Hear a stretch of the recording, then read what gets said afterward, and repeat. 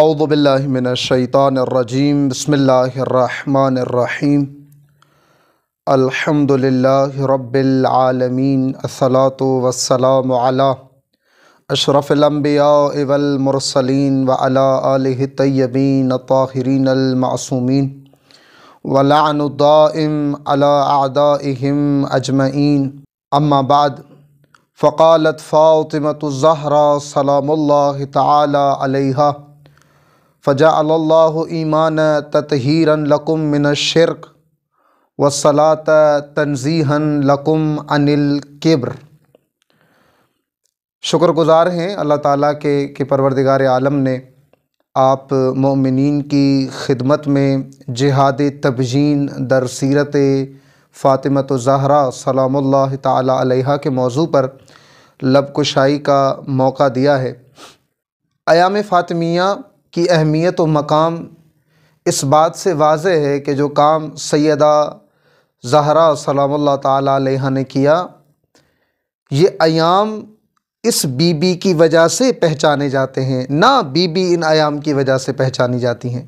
اہم ترین کام جو be be نے انجام دیا وہ جہاد کیا۔ بی بی کا عمل جہاد ایک مہم ترین کام ہے، لیکن یہ جہاد بی بی کا تلوار کے ذریعے سے نہیں ہے، یہ جہاد بی بی کا افراد کے ذریعے سے نہیں ہے، بی بی کا یہ جہاد نیزے و تیروں کے ساتھ نہیں ہے، بلکہ بی بی کا یہ جہاد زبان کے ذریعے سے ہے۔ بی بی نے جہاد فرمایا، اور بی بی کے اس قیام میں جو بی بی نے اپنے اس عمر مبارک میں ایام فاطمیہ یعنی ارتحال رسول کے بعد فرمایا، یہ قیام سیدہ کا انتہائی گہرائیوں کا حامل ہے کہ دو نکات ان گہرائیوں میں سے آپ کی خدمت میں کوشش کی ہے طالب علمانہ بساط کے مطابق بیان کرنے کی، کہ سیدہ زہرا سلام اللہ علیہا نے ایک اپنے اس عمل کے ذریعے سے اس نظریے کو باطل کیا کہ ثقیفہ کا فیصلہ امت کا اجماع ہے۔ بی بی کے قیام نے اس تصور اجماع امت کو بکھیر دیا، اور دوسرا وہ حدیں جو رسول مکرم اسلام امیر المومنین کی ولایت کے لیے بنا کے گئے تھے، حکومت امیر المومنین کے لیے بنا کے گئے تھے، اور سب کی ذمہ داری لگائی تھی کہ ان حدوں کی حفاظت تمام امت اسلامیہ کا کام ہے۔ ان حدوں کی حفاظت کے لیے جب کوئی مرد نہیں نکلا تو جناب زہرا نے غیرت مند ہونے کا ثبوت دیتے ہوئے ان حدوں کی حفاظت کی، اور عرض کیا تھا کہ غیرت مند وہی ہوتا ہے جس کو جن حدوں کی حفاظت کا ذمہ دیا جائے ان حدوں میں کسی غیر کو داخل ہونے نہ دے، اور یہ جناب سیدہ نے یہی کیا۔ امیر المومنین کے علاوہ کسی غیر کو مسند رسول پہ قبول نہیں کیا۔ قبول نہ کرنا، انکار کرنا، یہ دلیل ہے کہ یہ بی بی کا عمل آنے والی تمام بشریت کے لیے اسوہ ہے، اور آپ دیکھیں ائمہ بھی اسی سیرت پر عمل پیرا نظر آتے ہیں۔ جناب سیدہ نے ایک اور جو بہت اہم ترین کام کیا رسول مکرم اسلام کے بعد، وہ بی بی کا خطبہ ہے۔ چند خطبے ہیں بی بی کے، ان میں سے مشہور خطبہ بی بی کا ایک خطبہ فدق ہے، اور ایک خطبہ بی بی نے مہاجرین و انصار کی خواتین کو دیا۔ بہت اہم خطبہ ہے وہ بھی، کہ جس کے اندر امیر المومنین کی تنہائی اور امیر المومنین کو چھوڑ جانے کی وجوہات بتائی بی بی نے کہ تم نے کیوں علی کا دامن چھوڑا ہے، کیا برائی نظر آئی تمہیں ابو الحسن میں کہ تم ابو الحسن کا دامن چھوڑ کر کسی اور کے پاس چلے گئے۔ بی بی نے وہ ساری وجوہات بیان فرمائی ہیں کہ انشاءاللہ تعالی کسی توفیق پہ بیان ہوں گی۔ بی بی کا جو خطبہ فدق کے نام سے مشہور ہے، جو بی بی نے مسجد نبوی میں دیا، اس خطبے کے چند حصے ہیں۔ اس خطبے کا ایک حصہ توحید کے بارے میں ہے، ایک حصہ نبوت کے بارے میں ہے، ایک حصہ قرآن کریم کے فضائل کے بارے میں ہے، ایک حصہ فلسفہ احکام کے بارے میں ہے، اور ایک حصہ وہ جو سامعین موجود تھے اس خطبے کے وقت ان افراد کو بی بی نے خطاب کیا اور انہیں فرمایا کہ تم اتنی سنجیدگی کے بعد اب کہاں نکل پڑے ہو۔ اس خطبے میں سے جو چند الفاظ آپ کی خدمت میں بیان کرنے ہیں اللہ تعالیٰ کی توفیق سے، وہ فلسفہ احکام کا جو بی بی نے حصہ بیان کیا ہے اپنے اس خطبے میں، وہ انتہائی اہمیت کا حامل ہے۔ کیوں بی بی کو ضرورت پڑی فلسفہ احکام بیان کرنے کی؟ کیوں بی بی کو بتانا پڑا کہ اللہ نے روزہ کیوں مقرر کیا، نماز کیوں مقرر کی، اللہ نے ایمان کو کس لیے بنایا، شرک کو کیوں اس قدر اللہ نے منع فرمایا، اللہ نے زکوٰۃ کیوں واجب فرمایا، اللہ نے ہماری امامت کو کیوں لازم قرار دیا۔ اگر ہم مل کر بی بی کے محضر میں حاضر ہوں اور بی بی سے پوچھیں کہ سیدہ آپ کو کیا ضرورت پڑی ہے کہ رسول خدا کی رحلت کے چند دن بعد ان احکامات کا فلسفہ بیان کر رہی ہیں آپ جو ابھی رسول مکرم اسلام نے اپنی امت کو بتائے ہیں؟ ابھی تو کوئی عرصہ بھی نہیں گزرا کہ بھول جانے کا خطرہ ہو، ابھی تو کوئی عرصہ بھی نہیں گزرا کہ جس میں ان احکامات کے فلسفے کو تبدیل کیا جانے کا خطرہ ہو، کوئی عرصہ نہیں گزرا، چند دن گزرے ہیں۔ نبی مکرم اسلام جو مبین شریعت خدا تھے ان کو گزرے ہوئے چند دن ہوئے، آپ کیوں ان احکامات کی وضاحت کر رہی ہیں؟ آپ کیوں بتا رہی ہیں کہ نماز کیوں اللہ نے فرض کی، روزہ کیوں اللہ نے فرض کیا، زکوٰۃ کا فلسفہ کیا ہے، ہماری امامت کا کیا فلسفہ ہے؟ آپ کیوں بیان کر رہی ہیں؟ کیا وجہ ہے آپ کے بیان کرنے کی؟ تو آپ کو بی بی کے محضر سے جواب یہ ملے گا کہ آپ جا کر قرآن پڑھیں۔ قرآن میں گزشتہ اقوام کی تباہی کی وجہ جو قرآن نے بیان کی ہے وہ یہ ہے کہ جو ہم نے نازل کیا قوموں نے اس کو بدل دیا، اقوام نے اس کو بدل دیا۔ بنی اسرائیل کیوں نابود ہوئے؟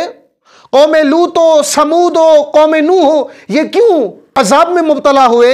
اس کی ایک بڑی وجہ جو قرآن کریم نے بیان کی ہے کہ جو کچھ ہم نے نازل کیا، جو کچھ اللہ کی طرف سے ان کو ملا، انہوں نے اس میں یا غلو کیا یا تغیر و تبدل کیا، اللہ کے احکامات کے فلسفے بدل دیے، اللہ کے احکامات کو مکمل طور پر الہی مدار سے ہٹا دیا۔ میں اللہ کے احکامات کو اس لیے بیان کر رہی ہوں، میں اللہ کے احکامات کی تبیین اس لیے کر رہی ہوں کہ جن لوگوں کو تم نے منبر رسول پہ بٹھایا ہے، جن لوگوں کو تم نے زمام حکومت دی ہے، کہیں ایسا نہ ہو کہ یہ حکومتیں اپنے مفاد کے لیے اللہ کے احکامات تبدیل کر دیں، اور جس طرح گزشتہ قومیں اللہ کے قوانین و دستورات کو تبدیل کرنے کی وجہ سے تباہ و برباد ہوئی، کہیں تم بھی احکامات الہی کو بدلنے کی وجہ سے بربادی کی طرف نہ چلے جاؤ۔ اس لیے میں احکام بیان کر رہی ہوں، اس لیے میں بیان کر رہی ہوں کہ اللہ نے یہ احکامات کیوں بیان کیے ہیں۔ میں اس لیے بیان کر رہی ہوں تاکہ ان کو بدلا نہ جائے، ان کو تبدیل نہ کیا جائے، اس شریعت میں بدعتیں ایجاد نہ ہوں، تبدل و تغیر نہ کیا جائے۔ میں اس لیے یہ احکامات بیان کر رہی ہوں تاکہ ان احکامات الہیہ شریعت محمدی کی حدوں کو کوئی نہ توڑے۔ اور یہ جو بیان ہے میرا، یہ بیان میرا جہاد ہے، یہ خطبہ میرا جہاد ہے۔ ایک مرتبہ دین کو ضرورت تلوار کے جہاد کی تھی تو میرا شوہر علی ابن ابی طالب مرحب و انتر کے مقابلے میں کھڑا تھا، اور آج اگر دین کو زبان اور بیان کے جہاد کی ضرورت ہے تو وہ مورچہ فاطمہ الزہرا نے سنبھالا ہے۔ میں بیان کروں گی احکامات الہیہ کے فلسفے کو، اور آپ دیکھیں بعد میں آنے والے ائمہ نے کس قدر اہمیت دی بی بی کے خطبے کو، کس قدر۔ بنی ہاشم کے بچوں کو یہ خطبہ حفظ کرایا جاتا تھا، امام صادق کے دور تک، بلکہ باقی ائمہ کے دور تک بھی بی بی کا یہ خطبہ بنی ہاشم اور شیعیان امیر المومنین کو حفظ کرایا جاتا تھا، نصاب تھا۔ شیعیان علی ابن ابی طالب کا یہ خطبہ نصاب تھا اور پڑھایا جاتا تھا، اور یہ بی بی کے خطبے کو اہمیت دی گئی تاکہ دین کے دستور کم از کم وارثان انبیاء و شیعیان امیر المومنین کے پاس محفوظ ہوں۔ یہ کام بی بی کا بہت بڑا جہاد تھا، بہت بڑا جہاد۔ انہی احکامات کو بیان کرتے ہوئے بی بی نے فرمایا فَجَعَلَ اللَّهُ إِيمَانًا تَطَهِيرًا لَكُم مِّنَ الشِّرْكِ، اللہ نے ایمان اس لیے مقرر کیا ہے تاکہ تم شرک کی پلیدی و نجاست سے دور رہو۔ پھر فرمایا فَجَعَلَ اللَّهُ الصَّلَاةَ تَنزِيهًا لَكُمْ عَنِ الْكِبْرِ، اللہ نے نماز اس لیے بنائی ہے تاکہ تم تکبر کی برائی سے محفوظ رہو۔ نماز تکبر ختم کرنے کے لیے ہے۔ غور کریں آپ بی بی کے اس حکیمانہ جملے پر، کیا تعلق ہے تکبر اور نماز کا آپس میں؟ کس طرح نماز انسان کو تکبر سے روکتی ہے؟ تکبر بری چیز نہیں ہے، تکبر بری چیز نہیں ہے، لیکن ہم جس میدان میں تکبر کرتے ہیں وہ میدان غلط ہے۔ بڑاپن، کبریائی بری چیز نہیں ہے، لیکن ہم نے جس میدان میں تکبر کو اپنا لیا ہے وہ میدان غلط ہے۔ ہم نے اللہ کے بندوں کو تکبر دکھانا شروع کر دیا ہے، ہم اللہ کے بندوں کے سامنے بڑا بننا شروع ہو گئے ہیں، ہم اللہ کے بندوں کے سامنے اپنے آپ کو بڑا دکھانا شروع ہو گئے ہیں۔ تکبر انسان کے وجود میں رکھا گیا ہے، لیکن کہاں، کس لیے، اس پہ غور کریں آپ۔ انسان کا اصل ہدف اللہ کی طرف جانا ہے، خدا کی طرف جانا ہے، پروردگار کی طرف جانا ہے، اللہ کی جانب سفر کرنا ہے۔ اِنَّكَ قَادِحٌ إِلَىٰ رَبِّكَ قَدْحًا فَمُلَاقِيهِ ہے۔ اے انسان، تمہارا سفر خدا کی جانب ہے، تمہارا رخ اللہ کی جانب ہے، اور تم نے اللہ سے جا کر ملنا ہے۔ خوب جب اللہ سے ملنا ہے بندے نے، ایک نقطۂ اختتام ملاقات با خدا ہے، تو پھر اللہ تو بڑا ہے، اللہ تو اکبر ہے، کبریائی تو خدا کے لیے ہے۔ جب یہ کہا گیا ہے کہ اللہ اکبر، الکبریائی خدا کے لیے ہے، اب اس بندے نے اللہ سے ملنا ہے۔ اب جب یہ ملاقات اس عظیم سے کرنا چاہتا ہے، اس کا ہدف یہ ہے کہ یہ عظیم سے ملاقات کرے، تو اس کو بڑا بننا ہے، لیکن بندوں کے سامنے نہیں، اللہ کے لیے بڑا بننا ہے، تاکہ اس بڑے سے ملاقات یہ کر سکے۔ ان گناہوں کے سامنے بڑا بنے، ان گناہوں کو ناچیز سمجھے۔ جو شخص اپنے نفس کی تکریم کرے گا، اس کو یہ گناہ حقیر لگیں گے۔ من کرم نفسہ، جو بھی اپنے نفس کو عزت مند سمجھے گا، کرامت والا سمجھے گا، ایک لفظوں میں جو بھی اپنے آپ کو بڑا سمجھے گا اللہ کے لیے، اس کو یہ گناہ چھوٹے نظر آئیں گے۔ ہمیں تکبر کرنا ہے، تکبر بری چیز نہیں ہے، لیکن بندوں کے سامنے نہیں کرنا، بلکہ خدا کے لیے، کیونکہ وہ عظیم ہے، اس عظیم سے ملاقات میرا ہدف ہے، تو اب اس عظیم سے ملاقات کرنے کے لیے عظیم بننا پڑے گا۔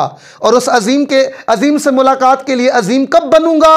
جب شیطان کے تمام تر منصوبوں کو کچل کر، جب شیطان کے تمام تر منصوبوں کے سامنے اپنے آپ کو باعظمت سمجھ کے ان کو کچلوں گا، تو پھر خدا کے سامنے عظیم بنوں گا، پھر اللہ کے سامنے عظمت پیدا ہوگی میری، پھر میں خدا کے سامنے بڑا بنوں گا تو اس بڑے سے ملاقات کروں گا۔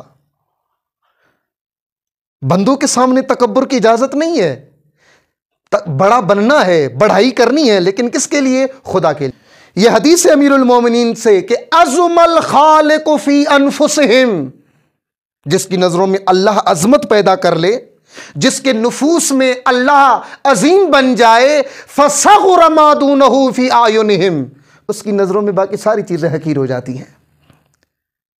عظم الخالق فی انفسہم فصغر ما دونہ فی اعینہم، جس کی نظروں میں اللہ عظمت پیدا کر لے، جس کی نظروں میں اللہ اکبر بن جائے، باقی ساری چیزیں اصغر بن جاتی ہیں۔ خدا کی کبریائی، خدا کا بڑاپن جس کے وجود میں آ جائے، وہ اپنے آپ کو حقیر بنا لیتا ہے۔ یہ دو یعنی کف ترازو ہیں۔ اللہ کی عظمت جتنی اوپر جائے گی، دنیا کی اہمیت اتنی نیچے جائے گی، اور اگر اللہ کی عظمت نیچے آ گئی، دنیا اوپر چلی جائے گی، دنیا کی محبت اوپر چلی جائے گی، دنیا کی خواہشات اوپر چلی جائیں گی، دنیا کی لذتیں اوپر چلی جائیں گی۔ یہ ایک وزن ہے، امیر المومنین فرماتے ہیں۔ لیکن پہلے کیا کرنا ہوگا؟ اللہ کی عظمت پیدا کرنی ہوگی، اللہ کی کبریائی پیدا کرنی ہوگی اپنے وجود میں۔ عظم الخالق فی انفسہم، نفوس کے اندر عظمت خدا بڑھانی ہوگی۔ عظمت خدا کیسے بڑھے گی؟ کہاں سے یہ عظمت خدا تولید ہوگی؟ مرکز کہاں ہے؟ یہ کارخانہ کہاں ہے جس کارخانے کے ذریعے سے ہم اللہ کی عظمت اپنے وجود میں پیدا کریں؟ یہ کارخانہ کہاں ہے؟ یہ کارخانہ آپ کے پاس ہے۔ اللہ کی عظمت پیدا کرنی ہے اپنے وجود میں، اللہ کی عظمت کی تولید کرنی ہے۔ اللہ کی عظمت آپ نے اگر اپنے وجود میں پیدا کرنی ہے، طریقہ کیا ہے؟ نماز۔ فجعل اللہ الصلاۃ تنزیہا لکم عن الکبر، نماز تمہارے تکبر کو نیچے گرائے گی، نماز تمہارے تکبر کو نیچے گرائے گی۔ اور امیر المومنین فرماتے ہیں جس کی نظروں میں اپنا آپ اور دنیا نیچے ہو جائے گی، اس کی نظروں میں اللہ اوپر ہو جائے گا۔ عظم الخالق فی انفسہم، اللہ اس کی نظروں میں اوپر ہو جائے گا۔ نماز دیکھیں آپ، نماز کے اعمال دیکھیں آپ، شروع کہاں سے ہوتی ہے؟ اللہ اکبر، اللہ ہی بڑا ہے، اللہ ہی بڑا ہے، کبریائی فقط خدا کے لیے ہے، اللہ ہی بڑا ہے، اللہ اکبر۔ کیا اس جگہ پہ ہم یہ نہیں کہہ سکتے اللہ الرحمن، اللہ الرحیم، اللہ کریم، اللہ غفور نہیں کہہ سکتے. کیوں؟ کیونکہ نماز اللہ کی عظمت پیدا کرنے کے لیے آپ کو پڑھائی گئی ہے. جاؤ سجدے میں سبحان ربی الاعلی و بحمدہ، حمد اس خدا کی جو اعلیٰ ہے، اعلیٰ عظمت. رکوع میں کیا پڑھتے ہیں آپ؟ سبحان ربی العظیم و بحمدہ. عظمت ہے خدا کی، عظمت خدا جب بلند ہو جائے، عظمت خدا جب نفس میں آ جائے تو باقی ساری چیزیں حقیر ہو جاتی ہیں. اور عظمت خدا کب وجود میں آئے گی؟ جب نماز ہماری زندگی کا حصہ بنے گی. کیونکہ سیدہ فرماتی ہیں فَجَعَلَ اللَّهُ الصَّلَاةَ تَنزِيهًا لَكُمْ عَنِ الْكِبْرِ، تکبر سے تمہیں نماز بچائے گی. یہ عظمت خدا کی نماز پیدا کرے گی. نماز عظمت خدا کی تولید کرے گی. نماز وہ کارخانہ ہے جہاں سے ہمارے وجود میں عظمت خدا بلند ہوگی، اور جیسے ہی عظمت خدا بلند ہوگی باقی ساری چیزیں نیچے آ جائیں گی، باقی ساری چیزوں کی اہمیت ختم ہو جائے گی، باقی ساری چیزوں کا مقام ختم ہو جائے گا. یہ درس کہاں سے ملا؟ کس نے بتایا کہ نماز اس لیے ہے؟ جناب زہرا کے دسترخوان سے یہ ملا. فَجَعَلَ اللَّهُ الصَّلَاةَ تَنزِيهًا لَكُمْ عَنِ الْكِبْرِ. لوگو، اللہ نے نماز بنائی ہے تاکہ تم تکبر سے پاک ہو سکو. اور جب تم تکبر سے پاک ہو جاؤ گے، تمہارا تکبر جب ختم ہو جائے گا تو اللہ کی عظمت تمہارے وجود میں آ جائے گی. اور جب اللہ کی عظمت تمہارے وجود میں آ جائے گی فَهُمْ وَالْجَنَّةِ كَمَنْ قَدْ رَآهَا. یہ دین کے وہ احکامات ہیں جو اس بی بی کے وجود مقدس سے صادر ہوئے، اور ان احکامات کو بیان کر کے بی بی نے بتایا کہ لوگو جان لو، گزشتہ قومیں اللہ کے احکامات کو تبدیل کرنے کی وجہ سے تباہ ہوئیں. میں فاطمہ زہرا آج بیان کر رہی ہوں تاکہ قیامت تک یہ احکامات اپنی اصل شکل میں باقی رہیں. اور یہ بی بی کا بہت بڑا اقدام تھا، جہاد تھا جو بی بی نے اس وقت کیا، اور اسی کو جہاد تبجین کہتے ہیں. یہ بی بی کا جہاد تھا. آج تک مکتب کے پاس سب سے بڑا علمی سرمایہ بی بی کا وہ خطبہ ہے جو بی بی نے رحلت رسول کے بعد دیا. اور ساتھ ساتھ بی بی نے وہ تمام تر مصیبتیں بھی برداشت کیں جو رسول خدا کی رحلت کے بعد بی بی کو دیکھنی پڑی. آسان نہیں تھا ایک حاملہ خاتون کا مدینے کی گلیوں میں نکل جانا، اور مدینے کی گلیوں میں نکل کر اپنے ولی خدا کے دفاع کے لیے امت کو جمع کرنا.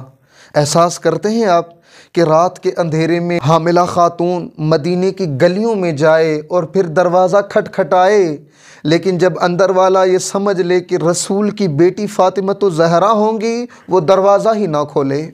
کتنا دردناک منظر ہوگا وہ کہ زہرا مدینے کی گلیوں میں لوگوں کو علی کی ولایت کی گواہی کے لیے بلاتی ہیں، لوگ دروازہ بھی نہیں کھولتے. اللہ اکبر.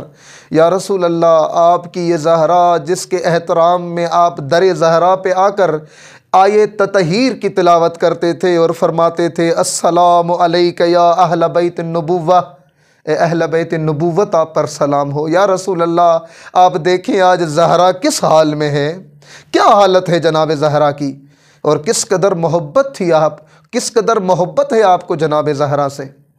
آپ غور فرمائیں، ایک روایت فقط جناب زہرا کی اس مصائب میں سے ایک روایت آپ کی خدمت میں عرض کروں کہ جب فتح مکہ ہوا، اور جب فتح مکہ ہونے کے بعد نبی مکرم اسلام اور مسلمان مکے میں وارد ہوئے تو سب نے کہا الیوم یوم الانتقام، آج انتقام و بدلے لینے کا دن ہے. رسول خدا نے فرمایا لا، الیوم یوم العفو، آج بخشش کا دن ہے، آج چھوڑ دو، آج بخشش کا دن ہے. لیکن فرمایا خبردار، حبار ابن اسود جہاں ملے اس کو قتل کر دو. فرمایا حتیٰ اگر کعبے کے غلاف سے لپٹا ہوا چھپا ہوا بھی ملے اسے قتل کر دو. سب نے پوچھا یا رسول اللہ، آپ سب پر رحیم ہو گئے، سب پر آپ نے رحیمانہ نگاہ کی، کیوں حبار ابن اسود کے بارے میں اتنا سختی دکھا رہے ہیں آپ، اور فرما رہے ہیں کہ اگر کعبے کے غلاف میں چھپا ہوا بھی ہو پھر بھی اسے نکال کر قتل کر دو. بتایا گیا کہ حبار ابن اسود نے، غور سے سنیے گا، حبار ابن اسود نے مسلمان خواتین کا، کہ جب مسلمان خواتین کا قافلہ گزر رہا تھا اس میں ایک خاتون جو رسول خدا کی منہ بولی بیٹی تھی جن کا نام زینب تھا، روایات میں موجود ہے غبار ابن اسود نے اچانک رستے میں آ کر نیزہ دکھا کر عورتوں کو ڈرایا، اور یہ زینب جو حاملہ تھی جس کے شکم میں بچہ تھا، اس نیزے اور اس خوف کی وجہ سے اس کے پیٹ میں بچہ ضائع ہو گیا۔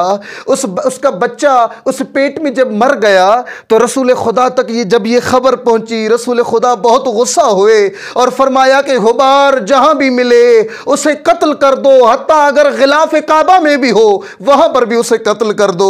میں کہوں گا یا رسول اللہ، آپ ایک مسلمان خاتون کے لیے اس قدر جذبہ رکھتے ہیں، لیکن یا رسول اللہ آپ کے جانے کے بعد آپ کی بیٹی زہرا ہوں گی، مدینے کی گلی ہوگی، سیدہ کا دروازہ ہوگا اور کچھ ملعون آگ لے کر دروازے پہ آئیں گے، پھر وہ دروازہ ابھی جلا بھی نہ ہوگا، پھر وہ دروازہ گرایا جائے گا، ایک طرف سے دروازہ ہوگا، دوسری طرف سے دیوار ہوگی، بیچ میں زہرا ہوں گی، زہرا کے شکم میں جناب محسن ہوں گے، اور پھر اچانک صدا اٹھے گی، الیہ الیہ یا فضا، فضا آؤ کہ محسن شہید ہو گئے۔ الا لعنت اللہ علی القوم الظالمین، سیعلم الذین ظلموا ای منقلب ینقلبون۔